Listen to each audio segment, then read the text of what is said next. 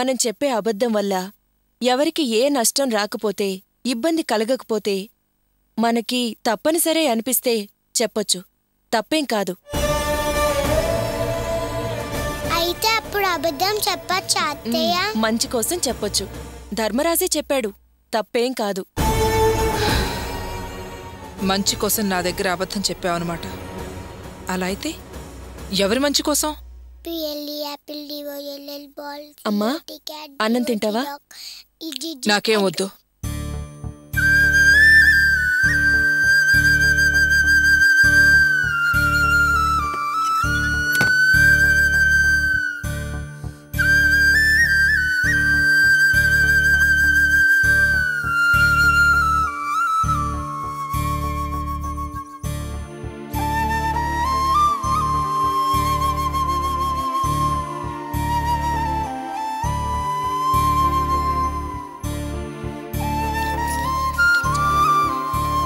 రమ్య, నువ్వు చదువుకుంటూ ఉండు, నేనిప్పుడే వస్తాను. అబద్ధం ఆడరాదు.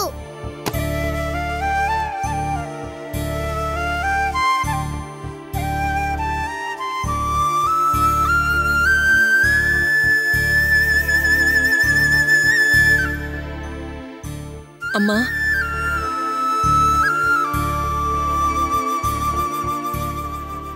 ఏంటమ్మా, ఒంట్లో బాలేదా? ఏమీ లేదు, బాగానే ఉంది. భోజనం వద్దన్నావు, మాత్రలు తెచ్చిపెట్టనా? అవసరం లేదు, నా సంగతి నేను చూసుకుంటాను. నన్ను ఒంటరిగా వదిలే. వెళ్ళు.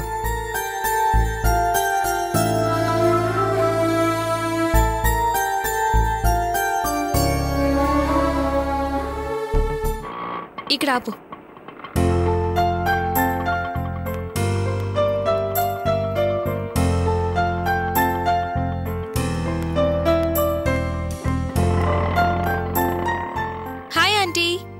అమ్మా కావ్యారా. ఆంటీ, దిలీప్ కి టాబ్లెట్స్ కరెక్ట్ టైంకి ఇచ్చారా? ఇచ్చానమ్మా. అమ్మా కావ్య, నువ్వు ఆఫీస్ నుంచి వచ్చేసావు, దర్శిని ఇంకా రాలేదే? దర్శిని ఇంకా రాలేదా? 6 గంటలకే బయలుదేరిపోయిందే తను. 6 గంటలకే బయలుదేరిందా? అవునా ఆంటీ, ఇద్దరం ఒకేసారి కలిసి బయలుదేరిపోయాము. నేను షాప్కి వెళ్లి రావడం వల్ల కాస్త ఆలస్యం అయిపోయింది. అంకుల్, పొద్దున్న స్పెట్స్ కింద పడి పగిలిపోయాయి కదా, కొత్తవి తీసుకొచ్చాను. ఎలా ఉన్నాయి చూసి చెప్పండి.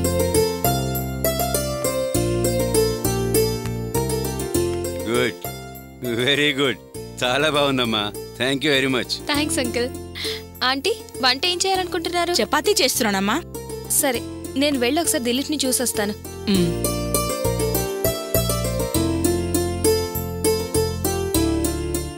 Good evening Dilip. Good evening Kavya. Bore feel అవుతున్నావా? ఎగిరే పక్షిని పంజరంలో బంధించినట్లుంది. ఆఫీస్, సెమినార్స్, పార్టీలు, ఇలా బిజీగా బయట తిరిగే నేను ఎటూ కదలకుండా ఇలా ఒకే చోట కూర్చోవడం కొంచెం కష్టంగా ఉంది. నీ పొజిషన్ నేను అర్థం చేసుకున్నా, అందుకే నీకోసం బుక్స్ తీసుకొచ్చాను. అలాగా? ఇంక బోర్ ఫీల్ అయ్యే పనే లేదు. ఈ బుక్ చాలా బాగుంటుంది. ఇదిగో, ఇది కూడా బాగుంటుంది. ఇదేమో హ్యూమన్ సైకాలజీకి సంబంధించిన బుక్. గుడ్. టోటల్గా నా టేస్ట్కి తగ్గట్టు మంచి బుక్స్ తెచ్చావు. చాలా థ్యాంక్స్ కావ్య. సరే, నువ్వు చదువుతూ ఉండు, నేను డిన్నర్ రెడీ చేసేస్తాను. ఏంటంటీ, చపాతీల్లో కుర్మానే కదా? అవును కావ్య, నువ్వు కాసేపు టీవీ చూస్తూ ఉండు, నేను త్వరగా రెడీ చేస్తా. భలే వారాంటీ, నేను టీవీ చూస్తే మీరు చపాతీలు చేస్తారా? నేను చేస్తాను, ఇలా ఇవ్వండి. వద్దులే కావ్య, పొద్దున్నే వచ్చి అన్ని పనులు చేశావు, ఇప్పుడైనా నన్ను చేయని. అన్ని పనులకు నువ్వు ఇలా అడ్డం తిరిగి చేసేస్తే ఎలా? ఏం పర్వాలేదు, అలా కూర్చుని దర్జాగా టీవీ చూడండి, నేను చేసేస్తాను. ఏమోయ్, కావ్యం చూస్తే చాలా గర్వంగా ఉంది కదూ? అవునండి.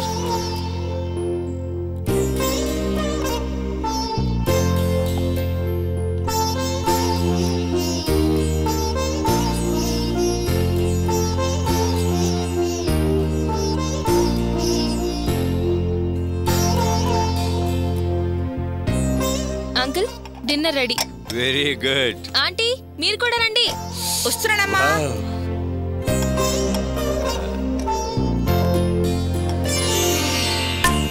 దిలీప్, నేను తర్వాత తింటాను.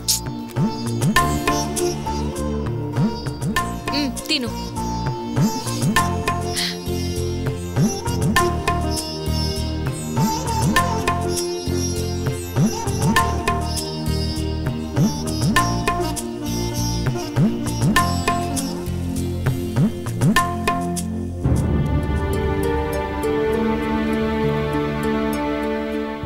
ఆంటీ అన్ని పనులు అయిపోయాయి, నేను బయలుదేరుతాను. పనంతా చేసావు, నువ్వేమీ తినకుండా వెళ్తానంటున్నావు.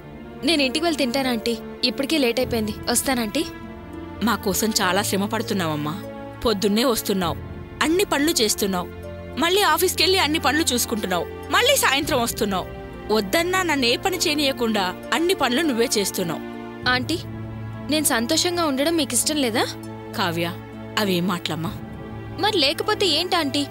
నేను ముందే చెప్పాను కదా మీకు సాయం చేయడం నాకు సంతోషం కలిగిస్తుందని. మరి మీరు ఇలా అంటే ఎలా? సరే అమ్మా, నువ్వు ఇష్టపడి చేస్తున్నావు, మేమేమీ అనము. నీ ఇష్ట ప్రకారమే కాను. జాగ్రత్తగా వెళ్ళమ్మా. వస్తానంటీ.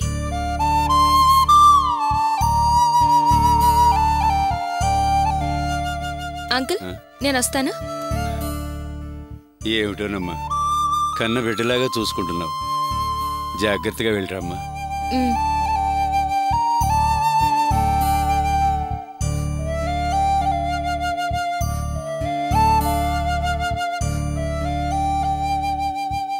పాలు తీసుకోండి. ఏంటి దర్శిని, లేట్ అయింది? మరేం లేదాంటీ, ఆఫీస్లో కాస్త హెవీ వర్క్, అందుకే లేట్ అయింది. ఆఫీసు నుంచి 6 గంటలకే బయలుదేరావట? ఎవరన్నారు? మీరిద్దరూ 6ంటికి ఆఫీస్ నుంచి బయలుదేరారని కావ్య చెప్పింది. తనొచ్చి అన్ని పనులు చేసి ఇప్పుడే వెళ్ళింది. నువ్వు కాస్త కూడా బాధ్యత లేకుండా ప్రవర్తిస్తున్నావు దర్శిని. నేనేం బాధ్యత తెలియదాన్ని కాదు. ఆఫీస్లో హెవీ వర్క్ ఉన్న మాట వాస్తవం. అందుకే బయటకొచ్చాక అలా ఫ్రెండ్స్ ఇంటికెళ్ళి కాస్త రిలాక్స్ అయి వస్తున్నాను. తప్ప? కావ్య కూడా నీలాగే ఆఫీస్లో పనిచేసే మనిషే కదా, ఇక్కడికొచ్చి పనంతా చేసి వెళ్ళింది. దాంతో నన్ను పోల్చకండి. ఆఫ్టర్ ఆల్ తను నా సబార్డినేట్. నేను నాలానే ఉంటాను, ఆమెలా ఉండటం నా వల్ల కాదు. తను ఇక్కడికి వచ్చిపోవటం వల్లే కదా మీరు నన్ను తప్పుపడుతున్నారు, ఇలా ప్రశ్నిస్తున్నారు. చూస్తా, దీనికి సమాధానం తప్పకుండా వెతుకుతా.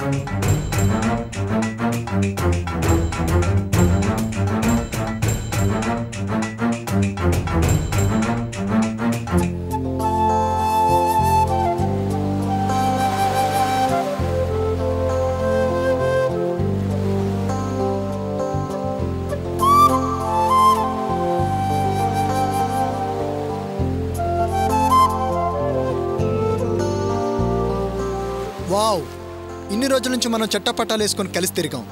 చాలాసార్లు కలిసి మాట్లాడుకున్నాం, పోట్లాడుకున్నాం. హోటల్స్కి, పార్క్స్కి, ఎన్నో చోట్ల ఏకాంతంగా గడిపాం. కానీ ఈ రోజు నుంచి మనం ఎవ్వరికీ భయపడాల్సిన పనే లేదు. ఏంటి రేవతి, ఏం మాట్లాడో?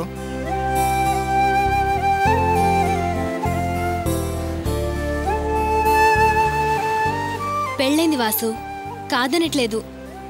కానీ ఈ పెళ్లి పెద్దవాళ్ల ఆశీర్వాదంతో జరగలేదు కదా. ఏంటి పెద్దవాళ్ళ ఆశీర్వాదమా? ఇదేదో సామెతలాగుందే. అసలు నువ్వేం మాట్లాడుతున్నావు నీకు అర్థమవుతుందా? వాళ్ళు ఆశీర్వదించే పరిస్థితే ఉంటే ఇలా ఇంత దూరం పారిపోయి పడరాని పాటలు పడి దొంగచాటుగా పెళ్లి చేసుకోవాల్సిన పరిస్థితి ఎందుకు వచ్చేది? అది కుదరదనేగా ఈ దారి వెతుక్కుంది. ఏంటి జరిగిందంత అప్పుడే మర్చిపోయావా? మర్చిపోవాలనే అనిపిస్తుంది. మనం ఇలా ఇన్ని కష్టాలు పడింది ఈ చిన్న సంతోషం కోసమేనా? మా పెద్దవాళ్ళు కుదిర్చిన పెళ్లి అలాగే జరిగిపోయి ఉంటే మనం ఇంకో జన్మలో కలుసుకోలేకపోయేవాళ్ళం, ఇలా ఒకటయ్యేవాళ్ళం కూడా కాదు. అందుకే ఆ పెళ్లికి చెల్లు చెప్పి నీ చేపట్టుకొచ్చాను. మనం చట్ట ప్రకారమేగా పెళ్లి చేసుకున్నాం. ఇలా మళ్ళా చట్ట ప్రకారం చేసుకున్న పెళ్లిల్ని ఎన్నో మీ నాన్న బలవంతంగా విడదీశాడు, అవునా? ఇప్పుడు ఇంకా మీ నాన్న విడదీసే అవకాశం ఉంది గనక మనం పద్ధతి ప్రకారం ఒక్కటైపోదాం. ఇంకెవ్వరు ఏం చేయలేరు. మీ నాన్న ఆయన మనుషులు మనల్ని జన్మకు విడదీయలేరు. మనం జీవితాంతం కలిసి ఉండాలంటే ఫస్ట్ నైట్ చేసుకోవడం చాలా అవసరం. వద్దు వాసు, మనకు మనం పెద్దవాళ్ల మనసు కష్టపెట్టే నిర్ణయం తీసుకొని జీవితం ప్రారంభిస్తే అది మనకు మంచిది కాదు, శుభాన్ని సుఖాన్ని ఇవ్వదు. మనిద్దరం కలిసి వాళ్ళకి నమ్మక ద్రోహం చేసిన వాళ్ళం అవుతాం. నేను చేసిన మోసం వల్ల నా వాళ్ళు పెళ్లికి వచ్చి ఆశీర్వదించాల్సిన వాళ్ళందరితో మాటలు పడుంటారు, అవమాన పాలై ఉంటారు. ఆ అవమాన భారంతో బాధపడుతూ ఉంటారు. అటు మీ ఇంట్లో కూడా నీ మీద చాలా నమ్మకం పెట్టుకుని ఉండుంటారు. నేనైతే ఒకేసారి చెప్పాల్సింది చెప్పి దారి మళ్లించి వచ్చాను. కానీ నువ్వు అక్కడే ఉండి ఏం తెలియని వాడిలా నటించి మరీ వచ్చావు. నువ్వు చేసిన పని వల్ల వాళ్ళు ఎంత బాధపడుంటారు, మానసిక క్షోభ అనుభవించుంటారు. వాళ్ళ బాధ మనకు తెలియదు వాసు. అటు నీ వాళ్ళు నా వాళ్ళు బాధపడుతూ ఉంటే, గుండె పగిలేలా ఏడుస్తూ ఉంటే మనకిప్పుడు ఈ సంతోషం అవసరమా? ఒక్కసారి ఆలోచించు. వాళ్ళ కన్నీళ్ల మీద సాధించే కాపురం నీళ్లల్లో కాగిత పడవే అవుతుంది. ఆలోచించు వాసు. మన వాళ్ళు బాధపడుతూ ఉంటే మనం ఇలా సంతోషంగా ఎలా ఉండగలుగుతాం? ఏంటి రేవతి, మనం కలిసి చాలాసార్లు చాలా ఫ్రీగా క్లోజ్గా ఉన్నాం. ఈనాడైనా లిమిట్స్ దాటానా? నీ మాటలు వాళ్ళు బాధపడుతున్నారనే దానికన్నా నువ్వు భయపడుతున్నట్టుంది. పొద్దున్నుంచి ఫస్ట్ నైట్ అని ఎంత ఆనందపడ్డానో, ఎంత ఆశపడ్డానో. ఇప్పుడు ఇలా నన్ను డేలా పడేయడం న్యాయమేనా? నన్ను చూస్తే అయ్యో పాపమని కాస్త కూడా జాలనిపించడం లేదా? చూడు వాసు, నేను ఆశపడ్డాను, సంతోషపడ్డాను, కానీ ఆలోచించాను. బాగా ఆలోచించాకే ఈ నిర్ణయానికి వచ్చి నీతో అంటున్నాను. వాసు, నేను ఎలాగొచ్చానో అలాగే తిరిగి వెళ్ళాలి. అప్పుడే వాసు మనము కోరికలకి బాన్సలం కాదు, ప్రేమకు మాత్రమే కట్టుబడున్నామని నిరూపించగలిగేది. లేకపోతే ఈ క్షణికానందానిక ఇంత దూరం శ్రమపడొచ్చిందని మన ప్రేమ మనల్ని హేళన చేస్తుంది. మనది వాళ్ళు ప్రేమనరు, కామం అంటారు. అందుకే వాసు, ముందు మనం ఊరెళ్ళాలి. నువ్వు గవర్నమెంట్ జాబ్లో జాయిన్ అవ్వాలి. ఆ తర్వాత మనం మన కన్న వాళ్ళ ఆశీర్వాదంతోనే ఈ ఫస్ట్ నైట్ జరుపుకోవాలి. అందాక దూరంగా మెయింటైన్ చేయాలి, స్ట్రిక్ట్గా ఉండాలి. సరేనా? అను వాసు. అని ఎలా అన్నాను రేవతి? నువ్వేదేదో చెప్తున్నావు, నా మనసుకి ఎక్కటం లేదు.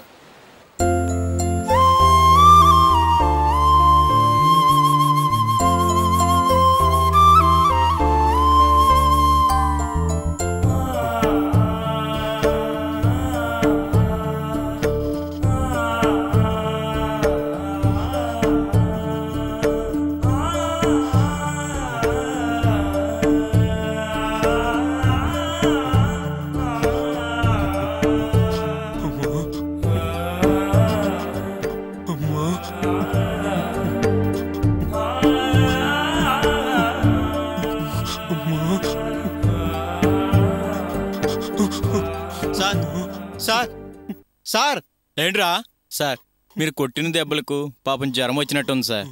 ఏదైనా ఒక టాబ్లెట్ ఇప్పించండి సార్. సార్ సర్లేవయ్యా, అతనికి మంచినీళ్ళు ఇచ్చినందుకే నానా తిట్లు తిట్టారు మా ఇన్స్పెక్టర్. ఇక టాబ్లెట్ ఇస్తేనే బెడ్షీట్ మీద పడుకోవాల్సిందే. నిజం చెప్పడానికి నీలుగుతున్నాడు కదా. ఉంటే ఉండే, ఊడితే ఉండే, మనకేంటి? నువ్వు పో.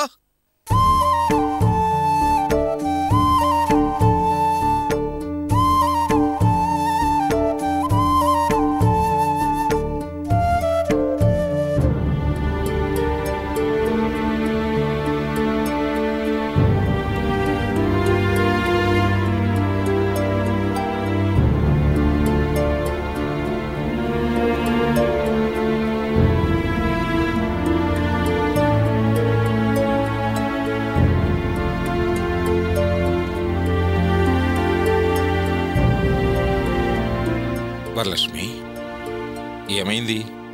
ఒంట్లో బాలేదా? అబ్బే ఏం లేదండి. మరేవి తినలేదు? ఆకలిగా లేదు, తినలేదు. ఆకలి లేకపోయినా మాత్రలు వేసుకోవాలంటే ఏదో ఒకటి తినాలి కదా. తినకుండా వేసుకుంటే కడుపులో మంట, గ్యాసు. ఒక్క పూట తినకపోతే ఏమవుతుంది? ఊరికే జోరీగలాగా పోరుతారు. మాట్లాడకుండా పడుకోండి. నిన్ను మార్చడం ఆ బ్రహ్మతరం కూడా కాదే. అవసరమైతే ఆయన రాత్రం కూడా మార్చేస్తావు.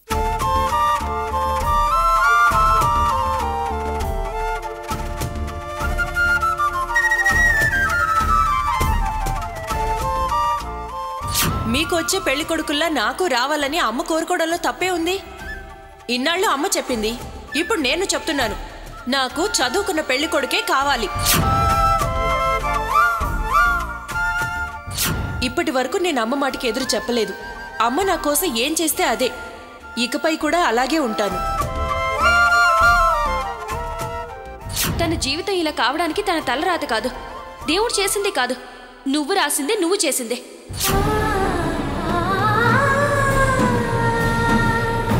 అతను తప్పేం లేదు. తనకు తాను మంచివాడని 10 సార్లు నిరూపించుకున్నాడు. అలాంటి వాణ్ణి ఆ కుటుంబం నుంచి విడదీయాలని చూస్తే దేవుడు మనల్ని క్షమించడమ్మా. ఏమి నాకొక్కటి చెప్పవే, అసలు నువ్వు నీ కన్న కూతురు జీవితం సాఫీగా సాగాలి అనుకుంటున్నావా లేదా?